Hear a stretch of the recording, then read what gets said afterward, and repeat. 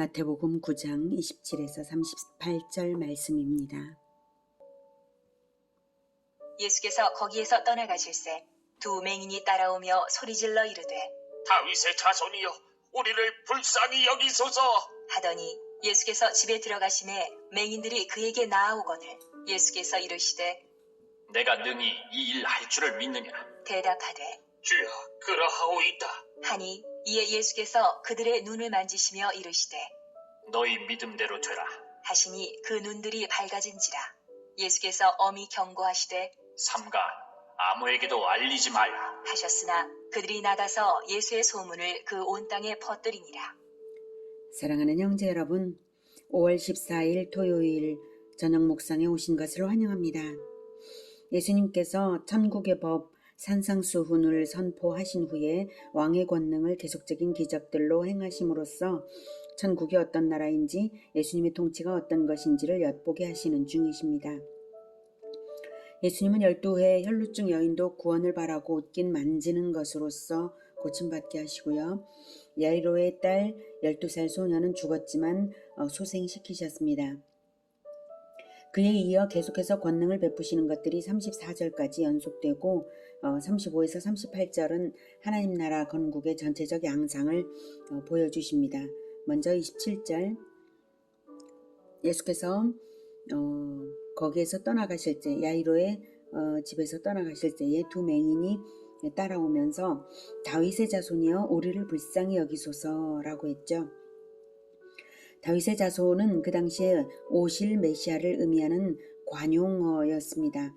다윗 왕의 후손 중에서 그리스도가 탄생한다는 것은 다윗 왕이 직접 사무엘하 7장에서 직접 언약을 받은 이후에 선지자들도 말했습니다.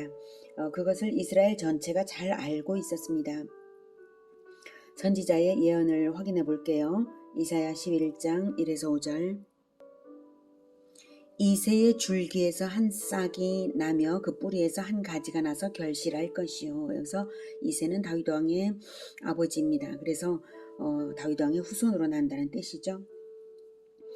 그의 위에 여호와의 영 곧 지혜와 총명의 영이요 모략과 재능의 영이요 지식과 여호와를 경외하는 영이 강림하시리니 그가 여호와를 경외함으로 즐거움을 삼을 것이며 그의 눈에 보이는 대로 심판하지 아니하며 그의 귀에 들리는 대로 판단하지 아니하며 공의로 가난한 자를 심판하며 정직으로 세상에 겸손한 자를 판단할 것이며 그의 입의 막대기로 세상을 치며 그의 입술의 기운으로 악인을 죽일 것이며 공의로 그의 허리띠를 삼으며 성실로 그의 몸의 띠를 삼으리라. 이렇게 공의로 통치할 왕이 다윗의 후손으로 오실 것이다 라고 말했습니다. 그뿐만 아니라 이사야 35장 5절에서는 맹인이 고침을 받는다는 예언도 있었기에 이 맹인들은 그것을 믿고 나온 것입니다. 이사야 35장 5절 그때의 맹인의 눈이 밝을 것이며 못 듣는 사람의 귀가 열릴 것이며 그때는 그리스도가 오시는 때죠. 그들이 이 예언을 알고 믿었기에 따라온 것인데요. 맹인들이니 누군가 이끌어주는 사람들이 있었다는 정황이죠. 28절에도 예수께서 집에 들어가심에 맹인들이 그에게 나아왔습니다. 맹인들의 포기하지 않는 태도와 함께 곁에 돌보는 자들의 믿음도 곁들여짐을 짐작할 수 있습니다. 예수님께서 내가 능히 이 일 할 줄을 믿느냐고 물으심에 대답하되 주여 그러하오이다. 그들은 예수님을 그 주로 영접하였고 주여 예수님은 너희 믿음대로 되라 하셨고 눈들이 밝아졌습니다. 예수님이 말씀하신 너희 믿음대로는 분명히 기적 그 자체만이 아니라 주로 고백한 언약적 믿음을 말씀하시는 것입니다. 그러니 너희 믿음대로 되라고 하신 것이죠. 그렇다면 고침받은 그들은 주님의 말씀대로 순종했어야 합니다. 30절에 삼가 아무에게도 알리지 말라 하신 말씀대로 해야 합니다. 그런데 그들은 그렇지를 않고 예수님의 소문을 그 온 땅에 퍼뜨리고 말았습니다. 그들이 나가서 즉 나가자마자 행한 것이므로 습관대로 주를 영접하기 전에 습관대로 나가자마자 제 마음대로 했습니다. 안타까운 일이죠. 그들의 행동은 예수님을 방해하는 일입니다. 우리는 어떤지요? 우리는 예수님의 말씀을 듣고 난 다음 곧 나가서 또 예수님을 방해하고 있지는 않은가 반성해 볼 일입니다.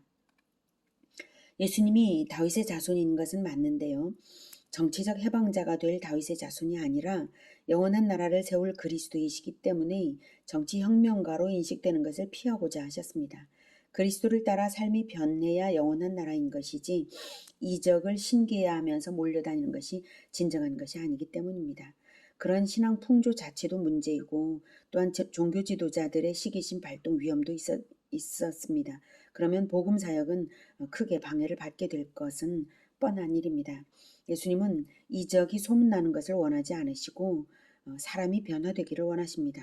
그러므로 나가서 아무에게도 알리지 말고 내가 변화된 모습으로 사람들에게 복음을 전해야 하는 것이죠. 근데 그들은 나가서 예수의 소문을 이제 온 땅에 퍼뜨렸습니다. 32절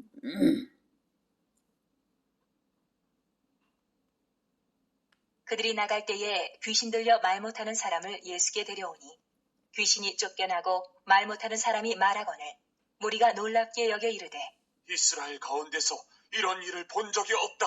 하되 바리새인들은 이르되 그가 귀신의 왕을 의지하여 귀신을 쫓아낸다 하더라. 네, 그들이 나갈 때에 귀신 들려 말 못하는 사람을 예수께 데려왔습니다. 계속 연이어서 치료의 사역이 있었다는 것을 알 수가 있습니다. 귀신이 쫓겨나고 말 못하는 사람이 말하는 것을 보고 무리는 놀랍게 여겨 이런 일을 본 적이 없다 하는데 대조적으로 바리새인들은 귀신의 왕을 의지하여 귀신을 쫓아낸다라고 반응을 했습니다. 진실을 그대로 보는 자들은 영적 진실에 눈이 열리고 진실을 거부하는 자들은 오히려 스스로 어두워지고 자기를 속여 그리스도를 거부하는 것을 볼 수 있습니다. 바리새인들은 본인들이 오히려 귀신에 사로잡히고 있는 형국입니다. 그렇지 않다면 귀신이 쫓겨난 것을 보고 그 귀신 들렸던 그 불쌍한 사람이 구원받은 것을 보고 기쁨이 솟아나야 되는 거 아닙니까? 그러지 못하고 있는 것을 보면 그 바리새인들이 오히려 귀신에 사로잡혀 있는 것이죠.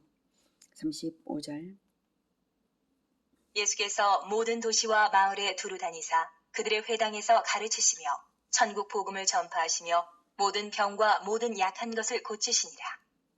무리를 보시고 불쌍히 여기시니 이는 그들이 목자 없는 양과 같이 고생하며 기진함이라. 이에 제자들에게 이르시되 추수할 것은 많되 일꾼이 적으니 그러므로 추수하는 주인에게 청하여 추수할 일꾼들을 보내주소서 하라 하시니라. 이 35절에서 38절은 2차 갈릴리 사역의 요약적인 제시입니다. 즉 하나님 나라 건국의 전체적 양상을 말해주는 것입니다. 이 부분은 예수 제자가 되고자 하는 사람이면 유심히 듣고 마음에 새겨서 예수님의 관점과 방법과 태도를 공유해야 할 것입니다.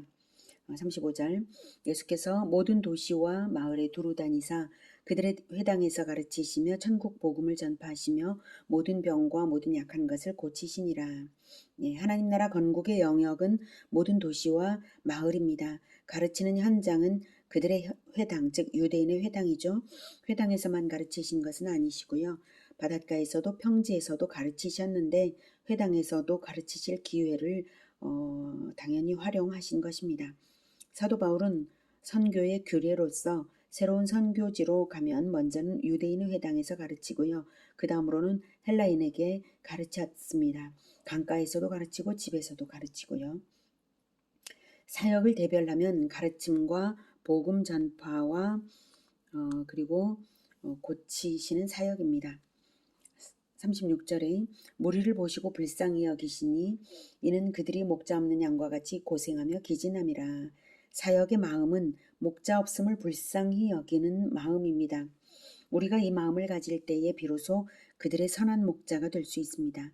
고아를 보고 불쌍히 여겨서 데려다 먹이며 기르는 마음, 그런 마음으로 사역을 해야 하는 것입니다. 사실 하나님께서 이스라엘의 왕과 선지자와 제사장을 세우신 것은 바로 그런 마음으로 목자의 사역을 하라고 세우신 것인데요.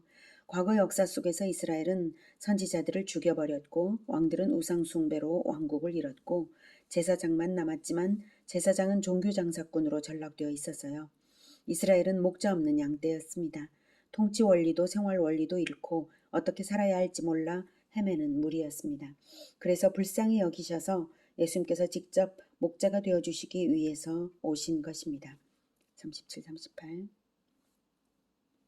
이에 제자들에게 이르시되 추수할 것은 많되 일꾼이 적으니 그러므로 추수하는 주인에게 청하여 추수할 일꾼들을 보내주소서 하라 하시니라.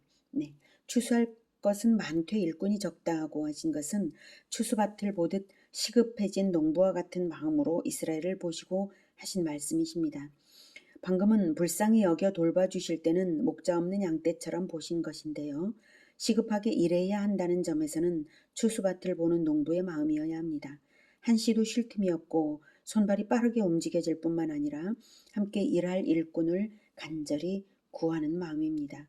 구약시대 동안 이스라엘이라는 밭에 하나님께서 씨앗을 뿌리고 자라게 하셨다면 때가 되어서 이제 하나님 나라를 건국하고 있으니까 알곡을 추수하는 일, 즉 영혼들을 구원하는 일이 시급한 추수 때인 것이 분명합니다.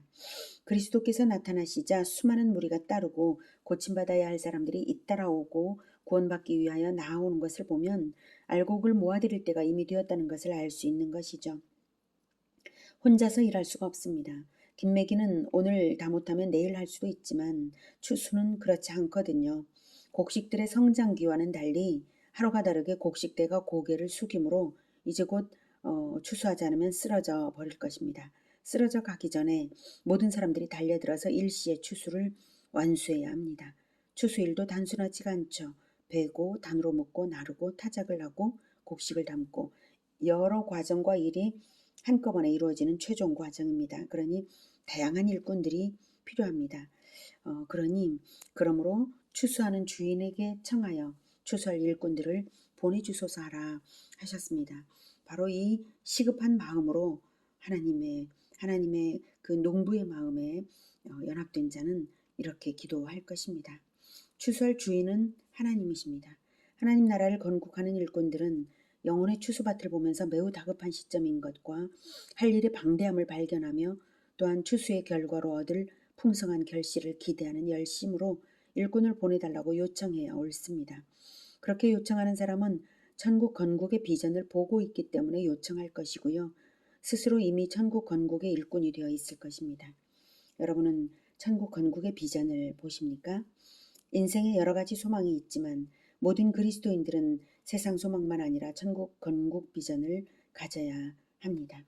예수 제자 여러분, 고침받아야 할 무리를 보면서 목자 없는 양과 같이 기진한 모습을 보면서 목자의 마음을 함께 가지는 자가 예수 제자입니다.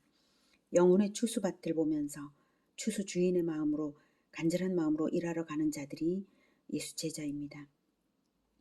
예수님은 그런 예수 제자를 기다리십니다. 목자의 마음, 농부의 마음으로 도시와 마을에서 교회당에서 복음으로 영혼들을 살리고 가르침으로 고쳐주며 기르는 우리 모두가 되기를 축복합니다. 기도하겠습니다. 하나님, 구원을 기다리는 갈급한 마음들이 아주 많이 세상에 있습니다. 그리고 고침받아야 할 영혼들이 세상에 아주 많이 있습니다. 하나님, 우리가 그들을 하나님의 관점으로 보고 하나님의 마음으로, 목자의 마음으로 고쳐주게 하여 주시옵소서. 하나님의 관점으로 보고 이 시급한 때에 시급히 일하는 예수 제자들이 되겠습니다. 주님 도와주시옵소서. 학교 앞 전도에 늘 일꾼을 함께 붙여주시기를 원합니다.